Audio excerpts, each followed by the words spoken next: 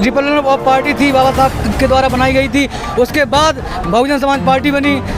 क्यों बनी? क्योंकि उसमें कहीं ना कहीं गलतियाँ। और जो ये बहुजन समाज और चंद्रशेखर और बहन जी की दूरियां हैं, ये हमारा समाज ही है। अगर हमारा समाज चाहे तो बहन जी और चंद्रशेखर भैया एक हो सकते हैं। ये लोग सबसे पहले यदि वहाँ पे कोई पहुँचता है 100 नंबर से पहले यदि कोई पहुँचते हैं, वहाँ भीम आर्मी पहुँचती है। उत्तर प्रदेश में चुनाव लड़ेंगे भाई, चुनाव लड़ेंगे।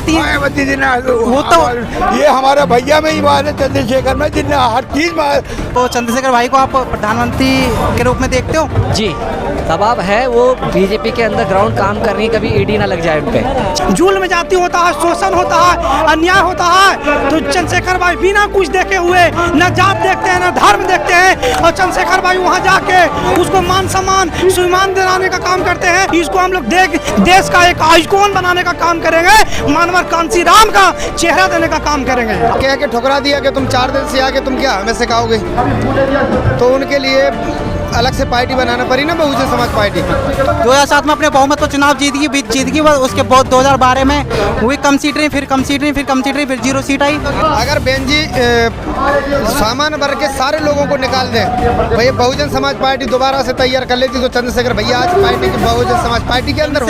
भैया प्रधानमंत्री भी देखना चाह रहे हैं, मुख्यमंत्री भी, प्रधानमंत्री भी, फिर राष्ट्रपति भी, समझ गए। जो हर आदमी दबे कुचले की आवाज़ उठा रहा है, वो छोटी से बड़ी पोस्ट तक होना चाहिए। अब मंडी में को निकल जाता हूँ, कहीं एक आध जगह टमाटर मिल जाते हैं, उन्हें देख करके ही हाँ ये खट्टापन आ गया, ठीक है।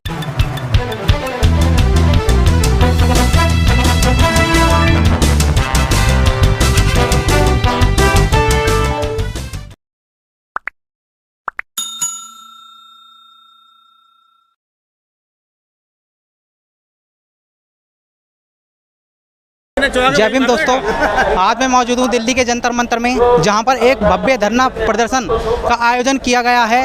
माननीय एडवोकेट चंद्रशेखर आज़ाद रावण के द्वारा जो धरना प्रदर्शन आयोजन किया, उसका भी कारण है जो अभी हाल ही में चंद्रशेखर रावण जी पर कुछ लोगों ने, अराजक तत्वों ने गोलियों से मारने की कोशिश की थी। तो उस संबंध में धरना प्रदर्शन किया जा रहा है। तो यहाँ पर कुछ लोग मौजूद है बहुजन समाज के, तो उनसे हम बात करेंगे। पहले सर आप बताइए, आप कहाँ से हो? जिला जालौन हो रही से। तो सर आप यहाँ पर किस लिए आए हैं? हम यहाँ इसलिए आए कि जो पिछले 28 जून को जो भाई चंद्रशेखर आज़ाद पे जो देवबंद में जो गोलियाँ चली थीं, उसके बाद जो वो लड़के पकड़े गए, तो उनका ना तो कोई टेस्ट हुआ और ना ही उनको अभी तक ये पता चल पाया ये किस कास्ट से थे, कौन से समाज से थे। उनका पता ही नहीं चला कि केस गया कहाँ। तो भाई को, और उसके बाद जो भाई को सुरक्षा Z+ सुरक्षा के लिए जो मांग थी, वो उस मांग के लिए है। जैसे कि चंद्रशेखर भाई ने आज़ाद समाज पार्टी बनाई है, तो आपको क्या उम्मीद लगती है भविष्य में आज़ाद समाज पार्टी से? ये हमें तो उम्मीद लगी रही, और आपको देख के लगता होगा कि इसका असर कहाँ तक जरा मेरे कैमरामैन से कहूँगा, जरा भीड़ को दिखाने की कोशिश करें। जो भीड़ है चंद्रशेखर भाई के समर्थन में यहाँ पर आज उपस्थित हुई है, तो आप बताना चाहेंगे इस भीड़ के संबंध में? ये भीड़ इतनी, जब बहुजन का कोई कार्यक्रम होता है तो इतनी भीड़ क्यों इकट्ठी होती है? भैया 85% बहुजन समाज ही है और 15% वाले राज कर रहे हैं। SC ST OBC माइनॉरिटी, ये जब एक हो जाते हैं तो भीड़ तो अपने आप दिखेगी। और आने वाले समय में जब इसी तरीके से दलितों पे, मुसलमानों पे जब इसी तरीके से जुर्म होंगे, तो ये आसमान ही नीला हो जाएगा। जैसे कि हमारे साथ में दूसरे भाई भी मौजूद हैं, ये बताएंगे। सर बताइए, क्यों आए हो यहाँ पर इतनी बड़ी तादाद में? बहुजन समाज को क्यों इकट्ठा किया गया?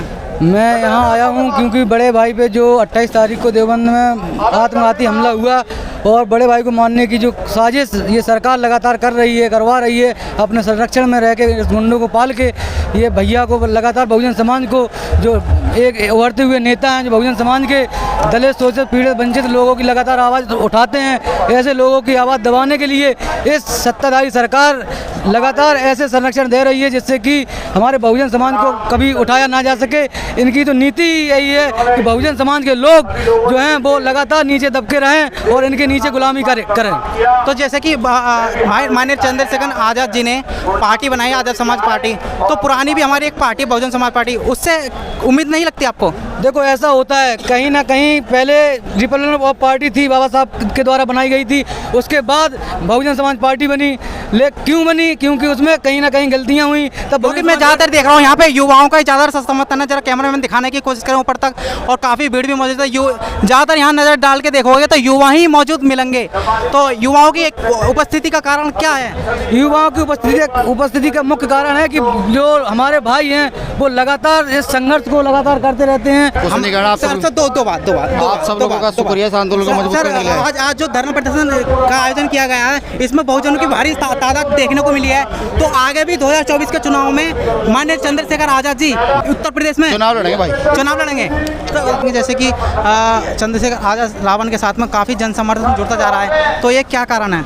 क्योंकि जो बड़े भाई हैं, जो एडवोकेट चंद्रशेखर आजाद जी हैं, वो लगातार दलित शोषित पीड़ित वंचित लोगों की लड़ाई लड़ते हैं। चाहे वो स्टूडेंट हो या फिर हमारे पहलवान हो या हमारी माता बहन हो, उनके मान सम्मान की हमेशा लड़ाई लड़ते हैं। इसलिए आज उनके सपोर्ट में युवा क्या, बूढ़े पुराने जितने नौजवान जो भी साथी हैं, आज आप जन सैलाब देख के आप बता सकते हैं सभी साथी जुड़े हुए हैं। आप क्यों आए यहाँ पर इतने बड़े जन सैलाब में? हम चंद्रशेखर भाई जी के साथ खड़े हैं हमेशा से। जहाँ भोपाल में रैली हुई है, कहीं भी हुई है, हम उस आंदोलन में साथ जाते हैं। और चंद्रशेखर के जो गोली लगी हुई है भाई जी के, जिसने मारी है, तो वो 15% का ही काम है। इसलिए उन लोगों को कहना चाहता हूँ कि अभी नहीं, 2024 के चुनाव में उखाड़ सत्ता फेंकने का काम हम लोग करेंगे। 2024 में फुल यूनियन के साथ में गांव-गांव जाके हम लोग प्रचार कर रहे हैं और लोगों को जगाने का काम कर रहे हैं। हम एक बात पूछना चाहेंगे, जैसे कि पिछली हमारी बहुजन समाज पार्टी है, तो उसके साथ लोग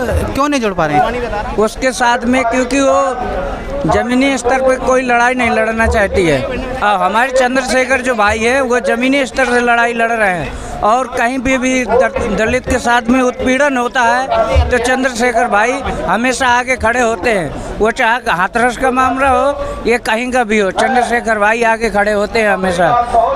तो जैसे कि आप चाहते हैं कि चंद्रशेखर भाई 2024 में चुनाव लड़कर संसद में पहुंचे चाहते हैं? जी, हम उनको इस बार 2024 में उनको प्राइम मिनिस्टर बनाएंगे। और पूरा बहुजन समाज से हमारा हाथ जोड़ के निवेदन है, सब लोग एक हो जाइए।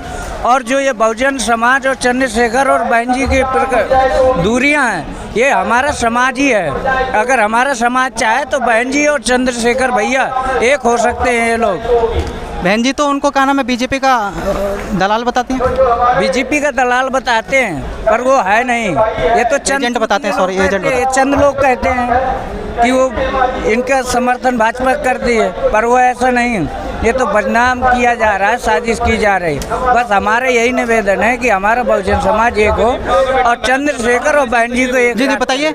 एक गरीब परिवार का बच्चा आज अपनी मेहनत से, अपने बल से इतने बड़े मुकाम पर पहुंचा है, तो वो सब एक साजिश है। उनको जनता के नज़रों से नीचे गिराने का साजिश है वो। बाकी वो आपको भी दिखता है कि धरातल पे अब से पहले जितने भी अत्याचार हुए हैं, सबसे पहले यदि वहाँ पर कोई पहुँचता है, 100 नंबर से पहले कोई पहुँचता है, वहाँ भीम भी पहुँचती है, इसके अलावा कोई नहीं पहुँचता। तो आपकी उम्मीद है आने वाले समय में चंद्रशेखर भाई संसद में पहुंचते हैं तो लिखित में दलित समाज के कानून और अधिकार लिखित में पक्के और मजबूत कराएंगे?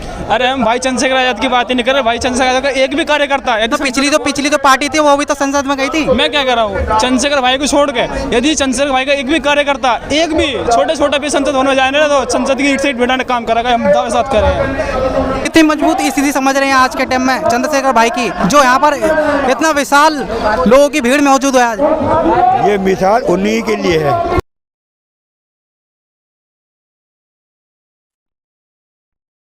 ये बंदा जो है ऊपर आया है, समझे? इसके लिए हर आदमी जान से, माल से, हर चीज़ से तैयार है, समझे? और मैं ये कहूँगा कि इस आदमी के लिए पूरे भारत से लोग आए हैं। ये आपको आंदोलन दिख रहा है सारा, ये देख लो आप। क्या कारण है जो बहुजन समाज पार्टी पीछे हो रही है और लोग ज़्यादा लोग आजाद समाज पार्टी को प्रति आकर्षित? एक बात बताइए मुझे, जब से लोकसभा का चुनाव हुआ 5 साल होने को आ गए, मायावती जी ने हिंदू, दलित, मुस्लिम, ब्राह्मण किसी के बारे में कोई बात कही? किसी को मारवा दिया, किसी को गोली चली, किसी के हाथ पैर तोड़वा दिए सरकार ने। तो क्या किसी ने आज भाई वो तो कहती है वो तो ये हमारा भैया में ही बात है, चंद्रशेखर में, जिनने हर चीज में वो बात उठाई है। मायावती तो कहती हैं कि मेरे साथ में पूरा दलित समाज है। ये देख लो आप, ये तो आप तो कुछ देख रहा है कि दलित उनके साथ है या भैया के साथ है, ये तो आप यहाँ दिख रहा ना। चंद्रशेखर के साथ अब पूरा दलित समाज हो चुका है। हाँ, युवा जितना भी युवा है उत्तर प्रदेश का, सब भाई चंद्रशेखर जी के साथ। क्यों आए हो चंद्रशेखर आप भाई के समर्थन में? हम चंद्रशेखर भाई के समर्थन इसलिए आए हैं कि जो उनको सिक्योरिटी मिले और हम उनके साथ खड़े हैं और देश का प्रधानमंत्री चंद्रशेखर को बनाने की तैयारी करेंगे, पूरा बहुजन समाज। तो चंद्रशेखर भाई को आप प्रधानमंत्री के रूप में देखते हो? जी, चंद्रशेखर भाई प्रधानमंत्री बनेंगे, हर कीमत पर बनेंगे आने वाले समय में। क्यों देखते हो? क्यों देखते हो? कारण क्या उनमें? कारण ये है कि वो बहुजन समाज के लिए जान देते हैं। किसी भी जहाँ भी पीड़िता के साथ अत्याचार होता है वो वहीं पहुँचते, किसी भी स्टेट हो, पंजाब हो, हरियाणा हो, मध्य प्रदेश हो, छत्तीसगढ़ हो और तुम्हारे यूपी हो। हाथरस का कांड देख लो, मनीषा बाल्मीकि के साथ वहाँ सबसे पहले वो पहुँचे, समाज की आवाज़ उठाई और वही हमारे एक नेता हैं, और कोई नेता नहीं है। बहन जी हमारी नेता थी पहले, अब नहीं है नेता। वो पहले काम करती थी, आज से 15 साल पहले, 15, 20, 25 साल पहले, अब तो काम नहीं करते। मान के चलो पार्टी के ऊपर जो दबाव होता है, बहुजन समाज पार्टी के ऊपर दबाव है कोई किसी का? दबाव है, वो बीजेपी के अंदर ग्राउंड काम कर रही है, कभी ईडी ना लग जाए उन पे, छापा ना लग जाए। नहीं, मैं उसको नहीं कह रहा, जैसे कि पार्टी को बंदिश बनाने के लिए। नहीं, ऐसा नहीं है, हम तो सिर्फ भाई के लिए हैं। अब सतीश चंद्र मिश्रा का हाथ नहीं मानते? नहीं, हम नहीं मानते। भाई साहब, आप सुनने में आया कि आप बिहार से आए हो, तो इतनी दूर से आने का क्या कारण था भाई? बस चंद्रशेखर भाई के समर्थन में आए हो, बस इसलिए आए हो बिहार से? सबसे पहले आपको सभी दर्शकों को क्रांतिकारी जय भीम।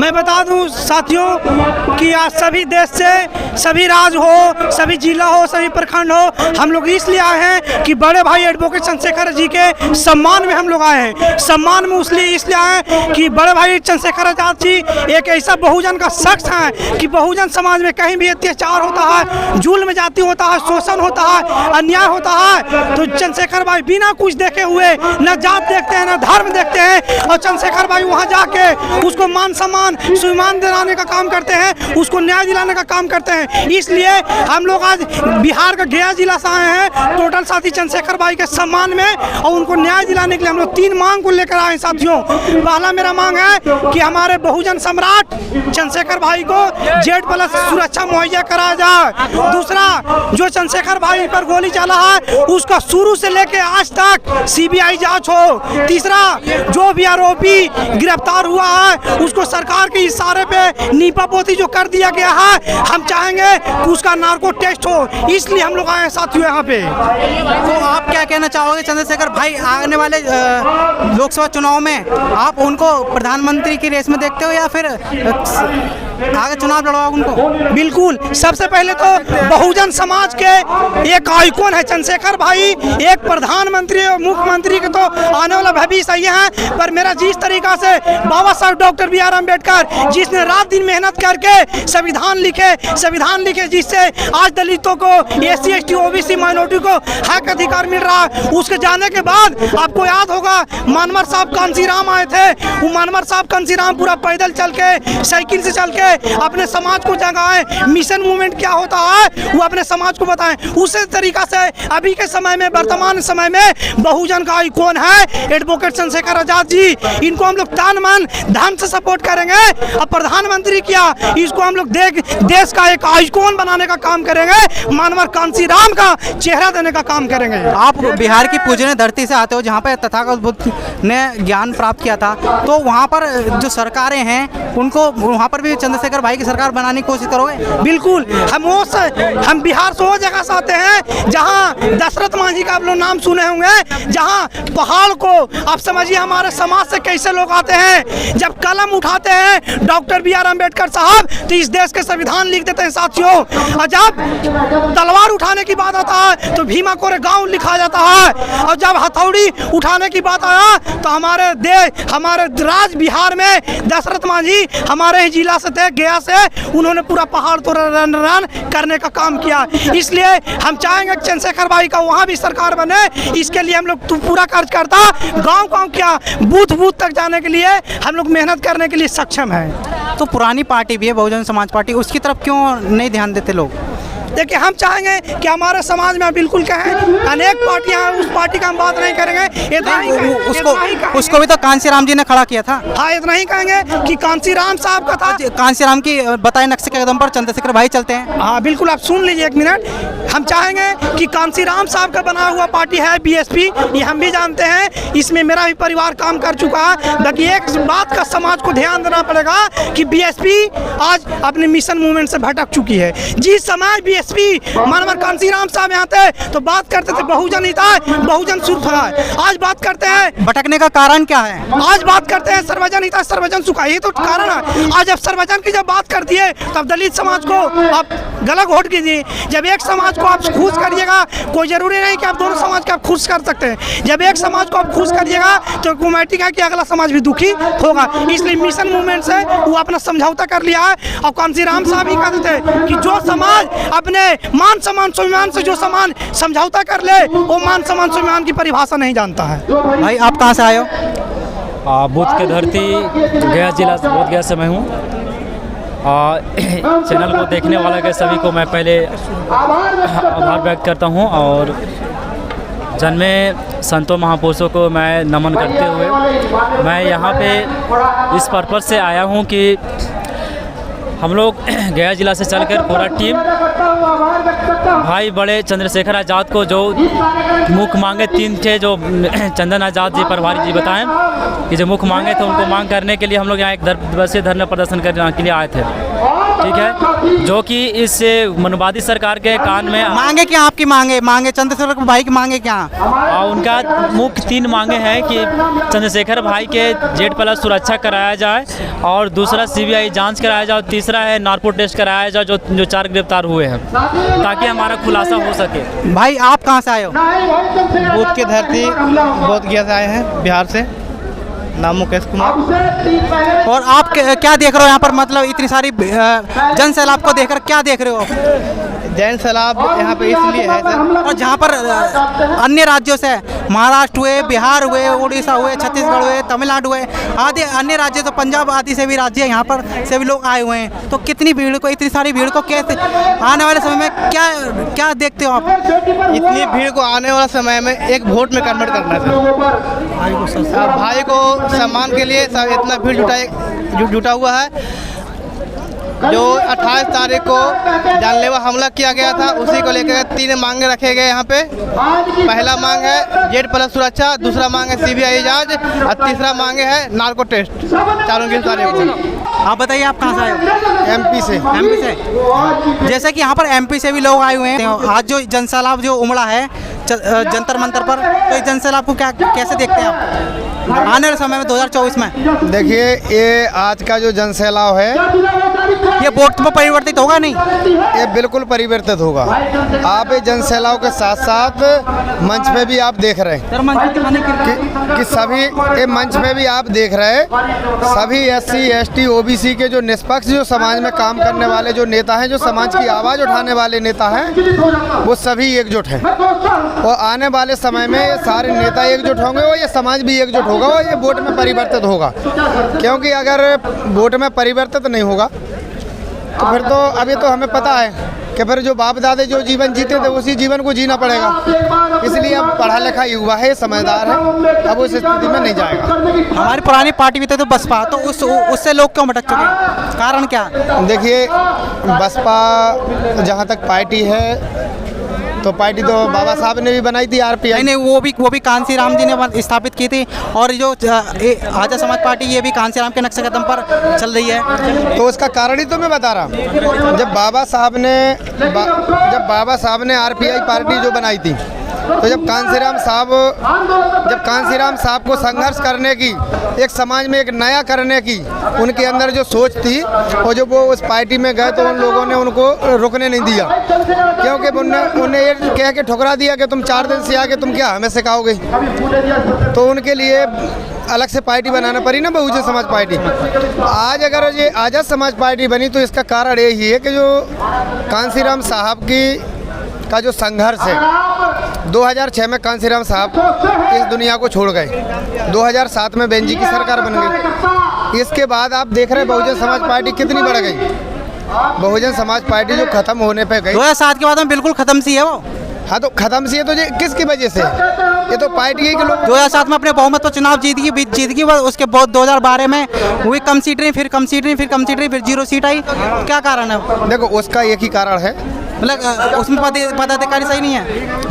जब मानवर कांसीराम साहब से कोई दूसरे लोगों ने पूछा कि साहब आप ये बताइए कि सामान्य वर्ग के लोगों को पार्टी में क्यों नहीं लेते हैं, तो कांसीराम साहब ने बड़ा सुंदर जवाब दिया कि देखिए, हम पार्टी में इसलिए नहीं लेते हैं कि जो सामान्य वर्ग के लोग हैं वो ड्राइविंग सीट पे नज़र रखते हैं, मान लो कुर्सी पे, मेन कुर्सी पे नज़र रखते हैं। और हमारा ये जो पार्टी नहीं है, ये एक सामाजिक आंदोलन है।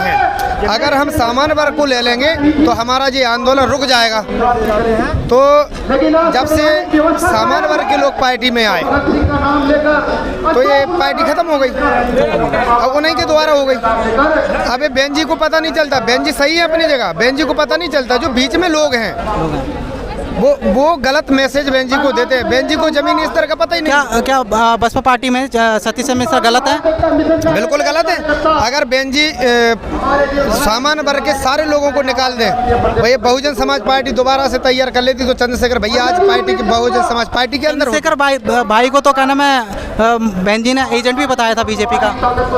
देखो अब वो क्या है, ये पता है अपन को कि आगे चंद्रशेखर भैया के बढ़ते कदमों को देखते हुए अब उनको लगता है जय भीम, अब उनको लगता है कि वोट बैंक खिसकने वाला है।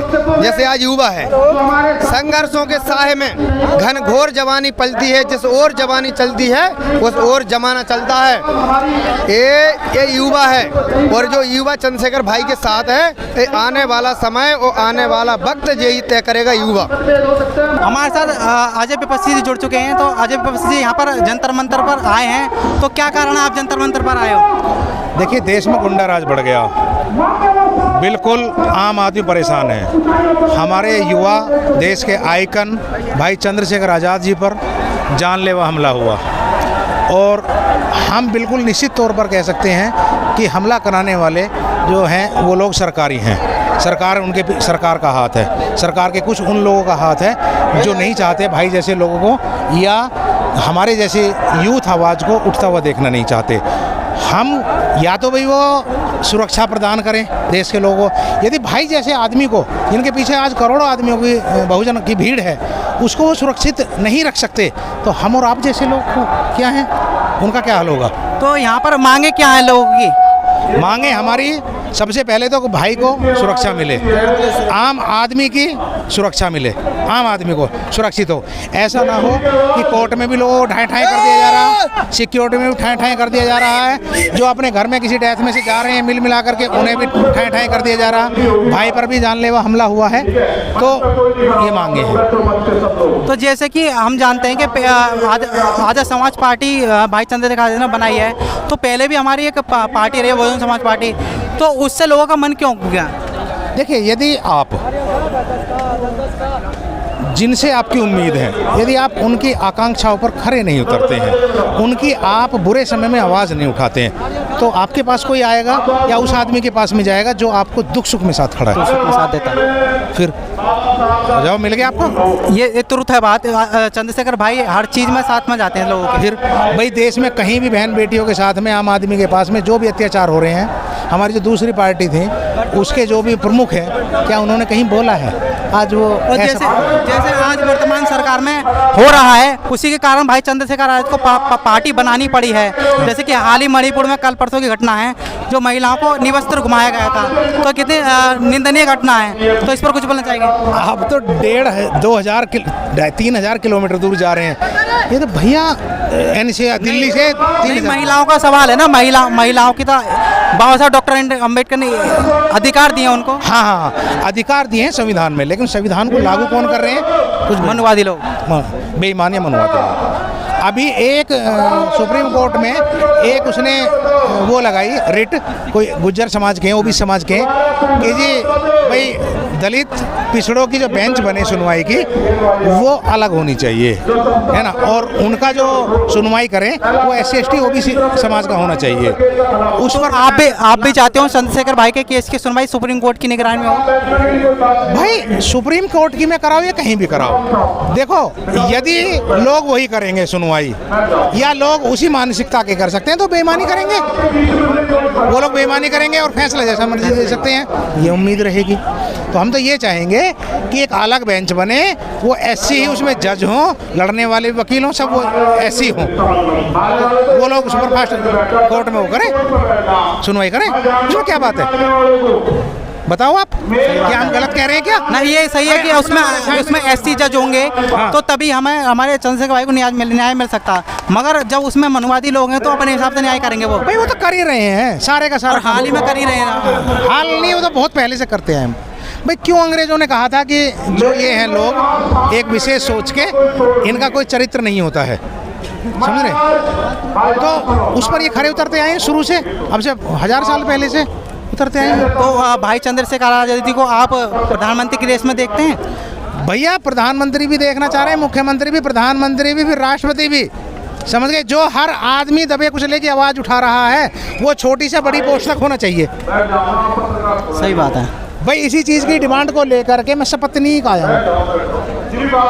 जो महिलाओं के साथ हो रहा है गलत, भाई के साथ उसके लिए मैं सुरक्षा चाहती हूँ, और महिलाओं के साथ तो बिल्कुल नहीं होना चाहिए गलत। तो आप वर्तमान सरकार को बिल्कुल गलत मानती हैं? हाँ जी, बिल्कुल गलत मानते। जो इतना हो रहा अपना अपमान हो रहा है लेडीज़ों के साथ, वो क्या अपमान के सम्मान नहीं है?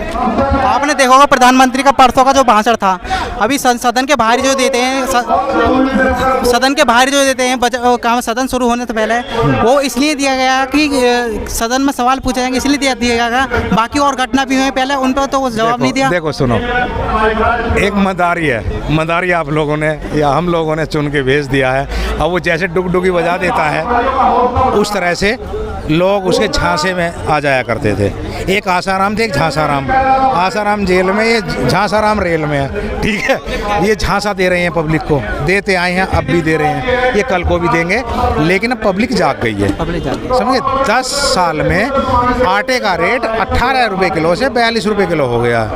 आप कह रहे हैं फ्री नहीं दे रहे। कौन कह रहा फ्री दे रहा है? कौन कहता है फ्री दे रहा? मुझे आप मेरा बताइए, मैं अपने घर में 5 किलो आटा लाता हूँ और पैसे 10 किलो के दे के जा रहा हूँ, तो वो जो 10 किलो के पैसे दे रहा हूँ, 5 किलो। टमाटर भी 200 रुपये किलो हो गया, 250 रुपये किलो भैया, 250 रुपये किलो खा ना रहा हूँ आजकल टमाटर, ठीक है? अब मंडी में को निकल जाता हूँ, कहीं एक आध जगह टमाटर मिल जाते हैं, उन्हें देख करके ही हाँ खट्टापन आ गया, ठीक है, मैं आनंद ले लेता हूँ। सब्जी खाने बंद सी हो गई है, टमाटर को क्यों कह रहे हो भैया? अदरक भी तो देख लो, अदरक भी 200-250 रुपये किलो हो रही है। पहले स्मृति ईरानी बोलती थी हम लहसुन प्याज नहीं खाते, लहसुन प्याज महंगे हुए थे। अब क्यों नहीं कहते हम टमाटर नहीं खाते? भैया देखो, वो उस समय भी सब कुछ खाती थी, वो आज भी खा रही हैं। 1000 रुपये किलो हो जाएगा वो तब भी खा रही हैं।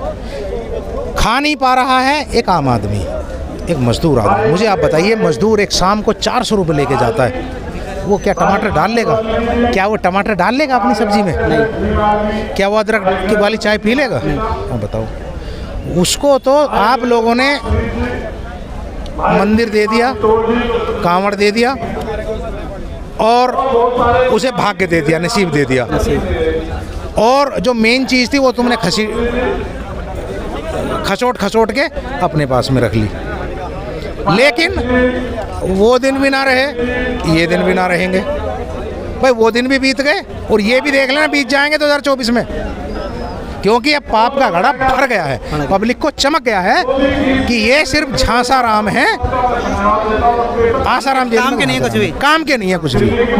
कहाँ काम करा, नौकरी छीन ली, आदमी से कपड़े छीन लिए, सब्जी छीन ली, रोटी छीन ली है, सुरक्षा छीन ली, क्या क्या छिनवाओगे। बाबा तो कहते हैं यूपी में कि हमारे यूपी की कानून व्यवस्था बहुत दुरुस्त है। हाँ तो तभी तो वो भाई अतीक, वो जो था अतीक अहमद, उन्हें भूल दिया, कोर्ट में मार दिया, ठीक है, जैसा जी में आ रहा वैसा फैसले को। हाल ही लखनऊ कोर्ट में दिन दहाड़े गोली चलती है। तो गोली चलती है, कानून व्यवस्था मत वो तो वो है जहाँ आप जैसे भैया लाइव हो रहे होते हैं और वहाँ पे गोली चल जाती है और नजर में आ जाता। वो जो गोलियाँ चुपचाप चल रही है, वो जो नंगी औरतें घुमा रहे हैं मणिपुर में और उन्हें दिखाया नहीं जा रहा, 1 महीने बाद रिपोर्ट आई है ये कि हाँ इतने दिन पहले, तो इसे कौन दबा रहा है। ये घटना तो प्रधानमंत्री को पहले से पता होगी, मगर प्रधानमंत्री कल बोले नहीं भाई, बहुत पहले से बता दी। आप एक चीज बताइए, लेकिन उसे दबा के रखा हुआ कि यदि कुछ भी करोगे, नेट बंद कर रखा, कोई आदमी उसे वायरल करेगा तो कहाँ से करेगा। जब आपने नेट बंद कर दिया, सब कुछ बंद कर दिया, तो कैसे करेंगे आप बताओ भैया। देखो सीधी सी बात है, मैं तो अपने मिसेज को, ठीक है सरकार के भरोसे ना आया, मैं तो अपने साथ में खुद ले आया हूँ भैया, जितना थैंक यू सुरक्षा कर लूंगा।